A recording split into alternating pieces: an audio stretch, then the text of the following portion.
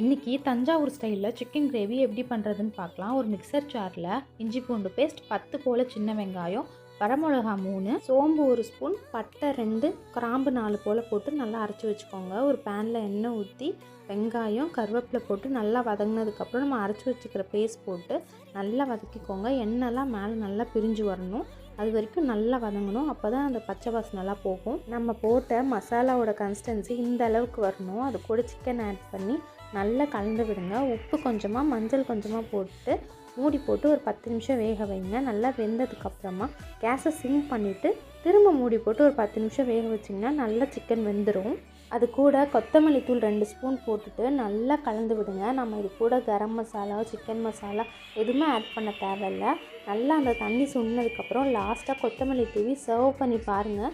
எப்படி செஞ்சீங்கன்னு சாப்பிட்றவங்க கண்டிப்பாக கேட்பாங்க. ட்ரை பண்ணி பார்த்துட்டு எனக்கு கமெண்ட் பண்ணுங்கள். சேனலை மறக்காமல் சப்ஸ்கிரைப்